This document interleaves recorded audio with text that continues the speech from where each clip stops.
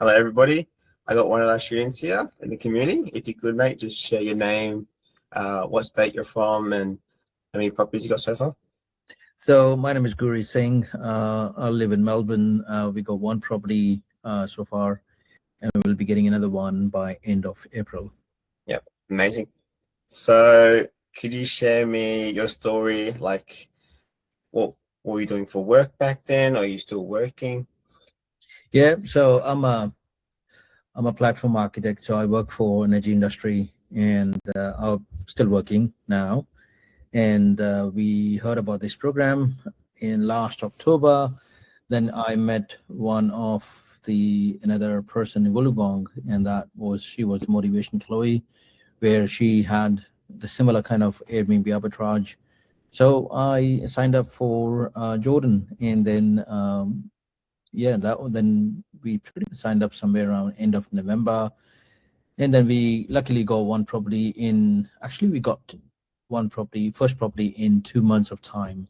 So that was good learning, to be honest, because one should go for this kind of experience, because you'd learn a lot about improving your stakeholder management skills with real estate agents, and how would you create a trust between them, so that if a next property comes in, they don't show out on the internet, they can actually contact you.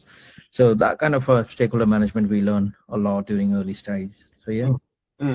When you were first joined the mentorship, how were you feeling? Were you like hesitant, or you like, let's do it? I was okay, because I've got about 28 years of experience. I've been working in IT industry, right? So I'm a reserve in Air Force too. So sometimes we do surprise get, but there's no learning age. We learn every day.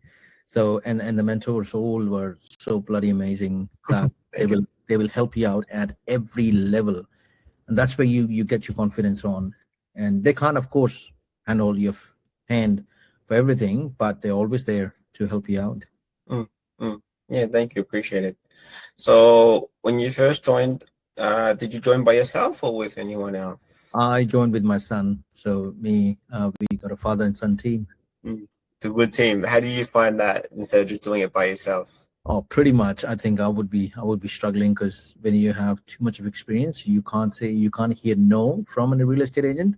Because how dare you? You can say me no. But he is a bit more calmer, because he said that I need this. So that means we need to make sure that we have to put up on, a strategy hat, and to make sure that if it says no, that's okay. We still keep the relationship. We still become friends with that, even though there are no properties. So I think that way we did learn, and we learned about the customer service, because hospitality was not in my blood, to be honest. I'm an hardcore IT guy, but we learned a lot, and that improves your skills by talking to people and all. So I'm happy for that one.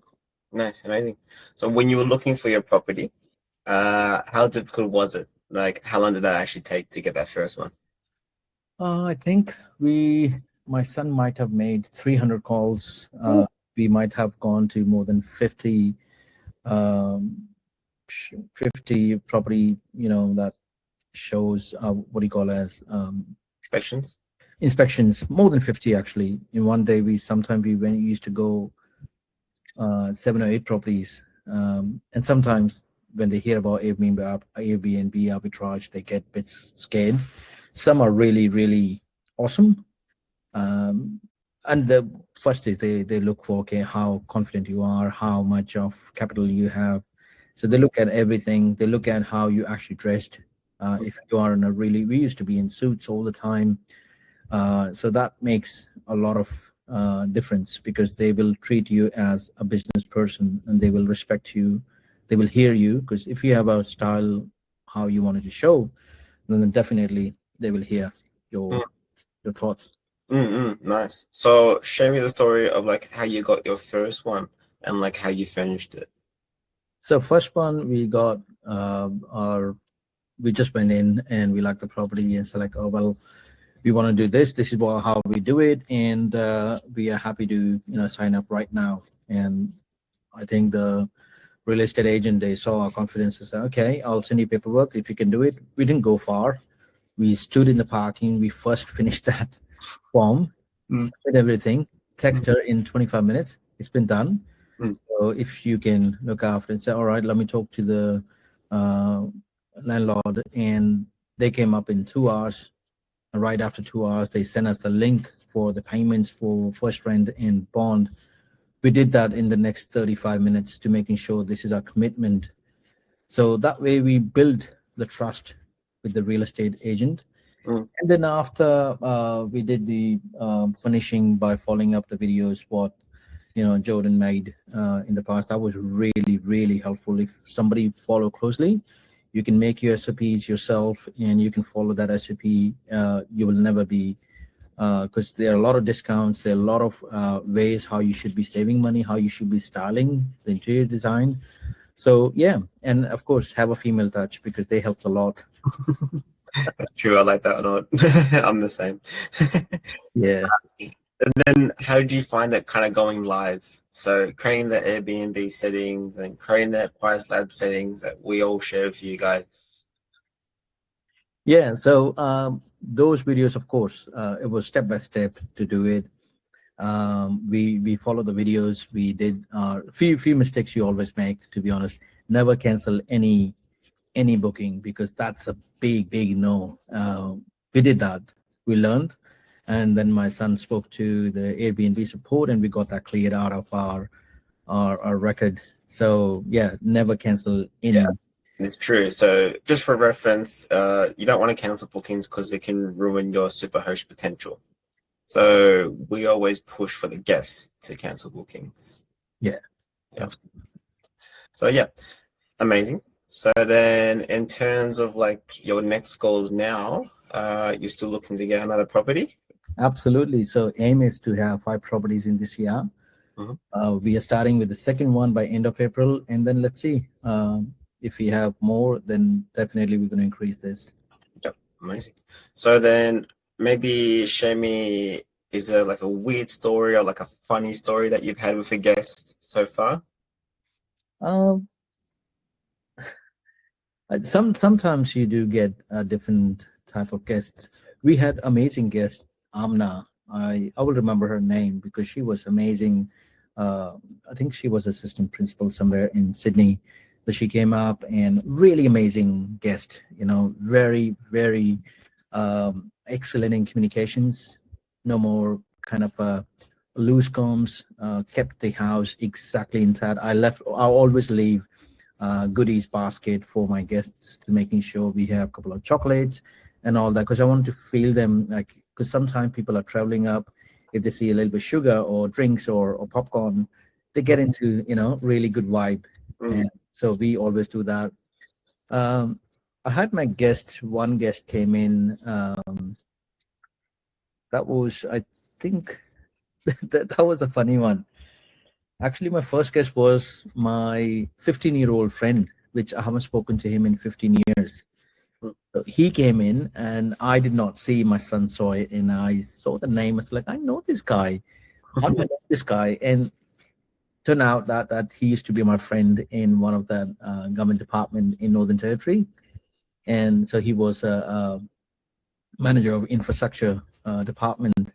And he was the one. So we actually, our first customer was our good friend, and he really was our start, and it was a good payout to be honest. So that was good on the guest perspective. Sometimes you do get a bit funny guests. By the tone, you can find out whether this guest is going to give you a grievance or this guest is going to be really amazing. So far, 95% I always had good guests. Yeah, really good. Would you know maybe one of your biggest bookings that you've gotten so far? Yep, we had one booking from Sydney again.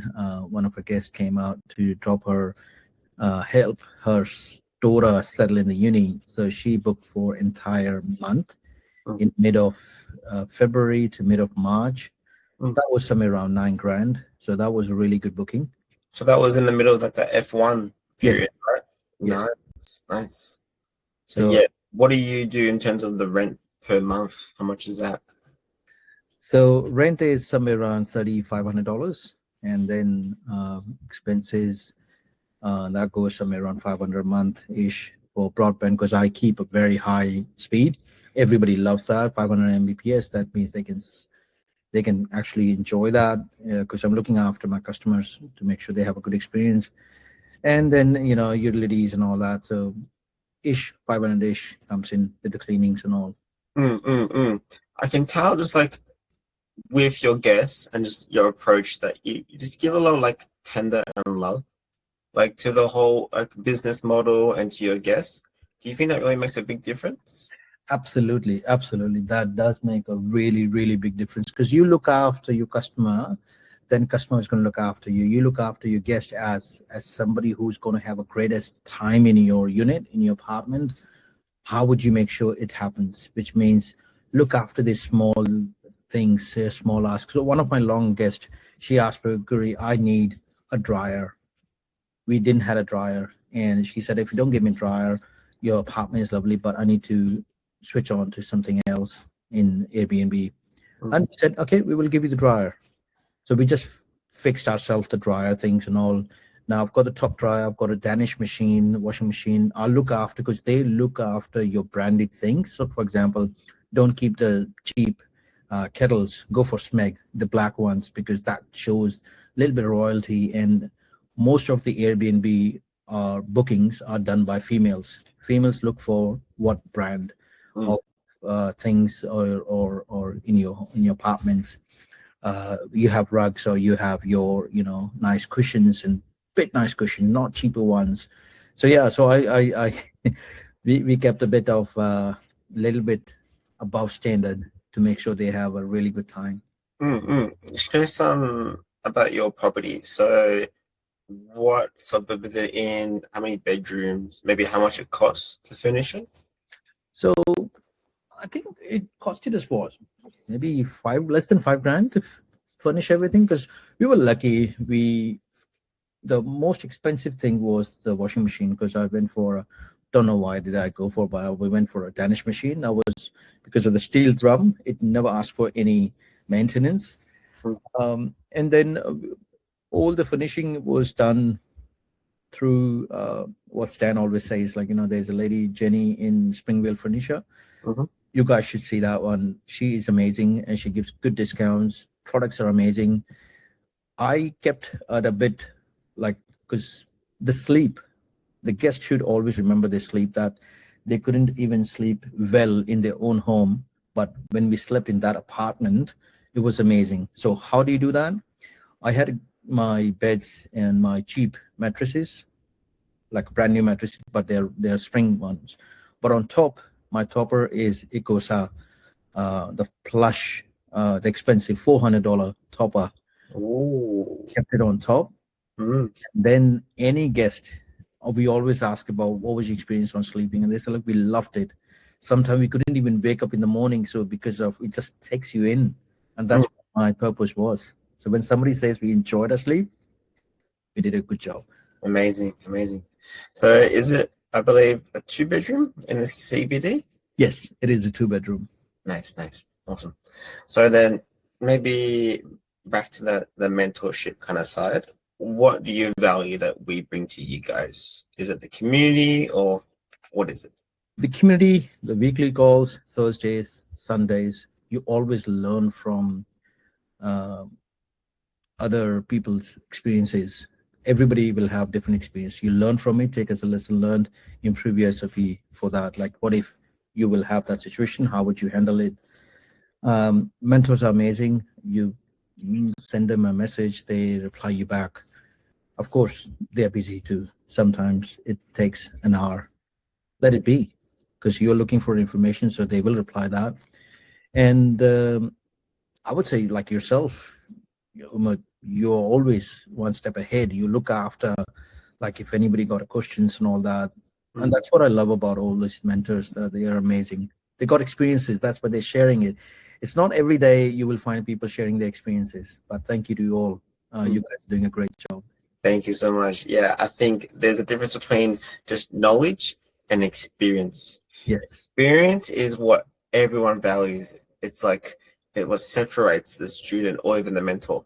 Yeah. And once you have that experience, bam, you've just kind of upselled yourself in a way. where now you'll just grow the whole business already. Yeah. Yeah. That's So maybe last question for you. Then imagine someone wants to join the mentorship and they're a little hesitant, but they have the money. What would you probably say to them? I would say take this risk. Everyone sees how when you see Jordan's TikTok videos or YouTube videos, people are not confident that can this be or is it a scam? It's not a scam. It's a brilliant strategy of making money if you're ready for it. And if you have money, I would say don't wait. You wait, you lose your money. It takes time to find an apartment, furnish it with your love so that your guests are having an amazing time. So go for it straight away. Yeah, amazing. Love that. All right, Guri, thank you so much for your time. I really appreciate it. Thank you. See you, man. Cheers. Bye. Bye bye.